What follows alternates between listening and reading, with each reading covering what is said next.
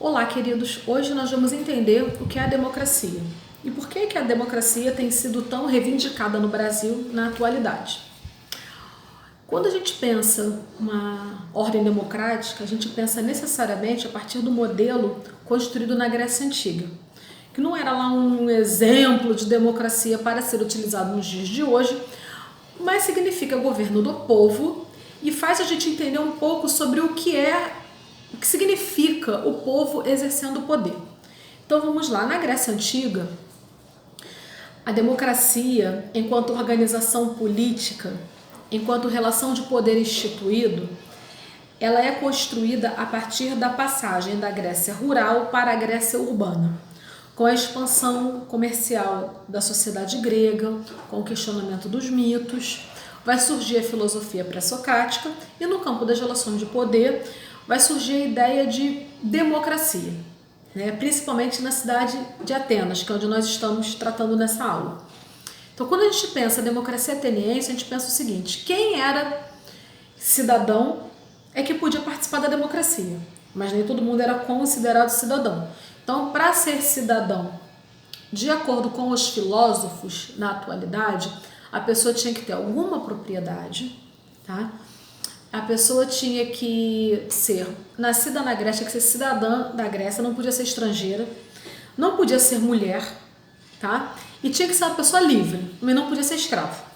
Tá? O que divide um pouco os professores é se ter propriedade ou não era uma condição para o exercício da cidadania na Grécia Antiga.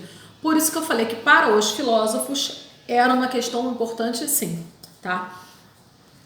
Agora, vale lembrar o seguinte: lá na Grécia Antiga existia a ideia de democracia orientada pela importância da lei escrita, porque antes do surgimento da escrita e da lei escrita, o poder político era organizado de acordo com o princípio aristocrático. Então, não existia nada que tornasse o poder, a aplicação da lei, impessoal. Então a pessoalidade nas relações de poder era muito grande. E para combater essa pessoalidade é criada a lei escrita, a partir do surgimento da escrita, né, na Grécia Antiga, justamente para que houvesse impessoalidade nas relações de poder. Tá? Outra questão interessante da Grécia Antiga, do modelo ateniense, é que as pessoas que contribuíram muito para o desenvolvimento desse modelo de democracia são pessoas que ensinavam retórica aos jovens. Então, os filhos dos comerciantes, eles tinham dinheiro e pagavam os sofistas, que eram os professores da época, para ensinarem retórica aos seus filhos, para que eles pudessem participar do debate público na Ágora, que era um local onde acontecia o debate público. É interessante porque quem se destaca nesse cenário é o Sócrates, dizendo que a retórica não tem compromisso com a verdade, né? Falando sobre a importância da verdade, inclusive na política, e Sócrates vai ser condenado a tomar veneno. Ele não é bem visto pelas autoridades da cidade. Ou seja, aquele modelo democrático, orientado pela manipulação e pelo engano da prática da retórica ensinada pelos sofistas, era o que as autoridades da cidade queriam, né? E Sócrates, no dia do julgamento dele, um sofista, o Cállicles, perguntou para ele: por que você perde tempo ensinando dialética aos seus alunos e a quem você ama, se isso não te ajuda nem numa situação como essa? E Sócrates respondeu: eu ensino o que eu acredito, né, a filosofia, a dialética, aos meus alunos e as pessoas que eu amo, porque eu acredito que um dia eu estarei no tribunal dos tribunais, né, do Deus Minos. E esse Deus, ele olhará para mim como um ser humano não consegue olhar, porque esse Deus, ele vai enxergar minha alma. E cada injustiça que eu praticar aqui na terra, aqui nesse mundo, vai gerar uma chaga, uma ferida na minha alma. E eu quero me apresentar com a alma limpa, perfeita, diante do Deus Minos no dia do juízo final, né? Os alunos, como era época de festas, os alunos de Sócrates o visitavam na prisão, né? E perguntavam: mas você não quer que a gente pague os guardas? Tal? Porque tinha muita corrupção nessa cidade, em Atenas. E Sócrates falava assim: não, Não quero.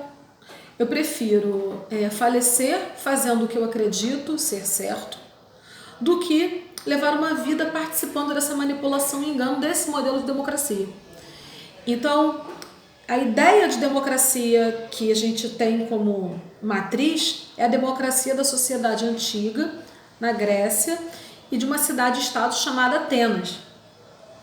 Então a gente tem que acabar com a democracia e defender a volta de um regime ditatorial como houve no Brasil durante o governo militar? Não, não é isso que eu estou dizendo. Estou dizendo que a democracia ela existiu no âmbito da participação dos cidadãos no debate público sobre o que fazer com o dinheiro dos impostos, por exemplo.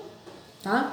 Agora, ela deve ser aperfeiçoada e não substituída por uma ditadura.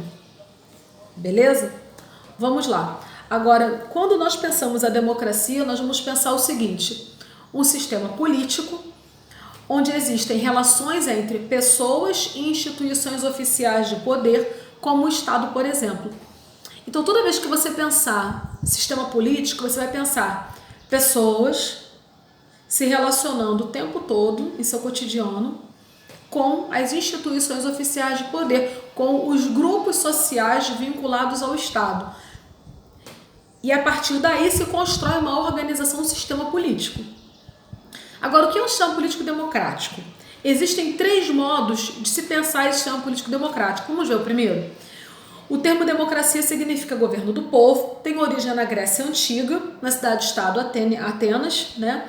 Era a chamada democracia ateniense e eram excluídos mulheres, estrangeiros e escravos. Agora, o segundo tipo, né, de compreensão de democracia que a gente pode ter é o tipo fundado em tradições históricas do termo democracia. Isso é possível verificar na teoria clássica aristotélica, quando Aristóteles pensa a dicotomia entre monarquia e tirania, aristocracia e oligarquia, e politeia e democracia. E vale a pena olhar para o que Aristóteles está falando, porque o Aristóteles ele está dizendo para a gente o seguinte: olha, toda forma de governo pode ser boa e pode se tornar ruim. Então, um governo com muitas pessoas pode ser bom, se for voltado para a busca do equilíbrio, tá? E ele chama de politeia. Quando fica ruim, ele chama de democracia, porque o modelo de democracia que ele tem vivência é aquela democracia ateniense.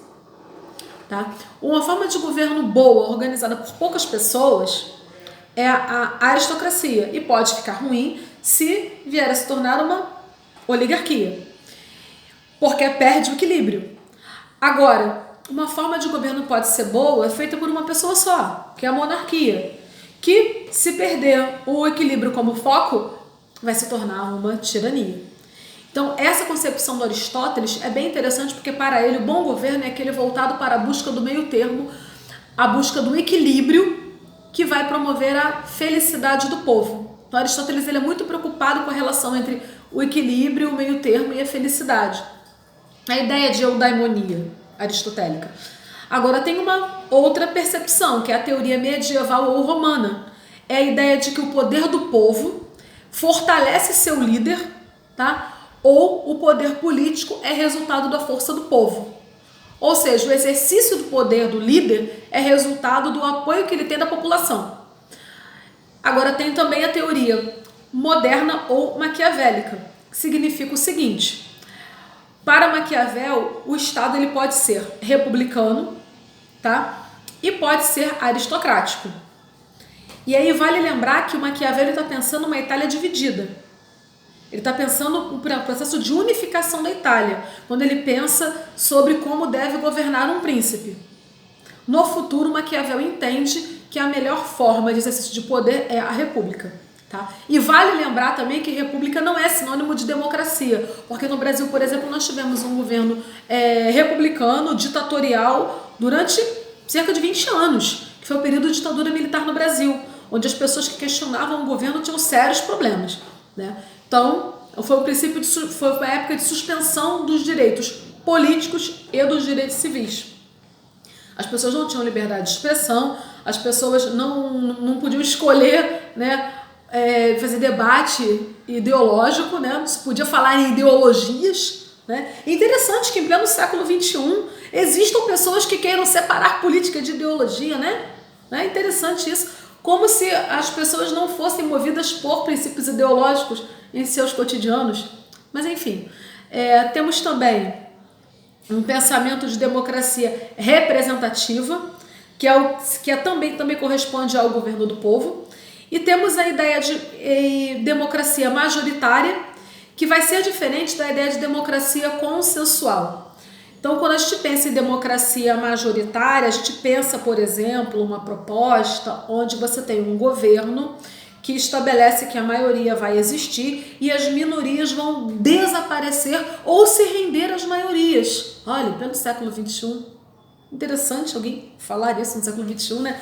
Uma época em que a gente busca justamente o contrário. A gente busca a democracia consensual, que é a chamada democracia também deliberativa, de inclusão das minorias.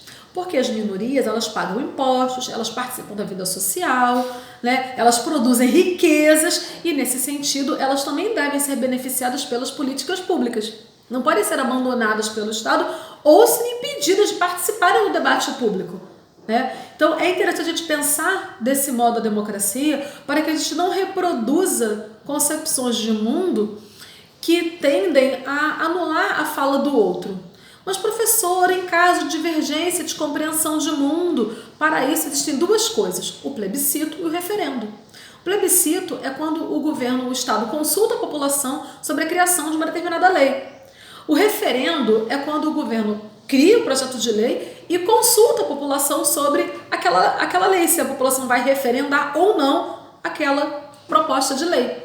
Então, gente, não é difícil fazer a democracia funcionar, né? Mas a gente tem que exercitar a tolerância, o respeito, né? Para que a gente não comece a reproduzir falas preconceituosas em relação ao que a gente não gosta, né? Porque a nossa vontade num mundo globalizado, no mundo multicultural, deve ser pensada em harmonia, em busca por tolerância e respeito com o que a gente de repente não concorda, né? Então, se o respeito estiver orientando as práticas individuais, acho que a gente vive melhor.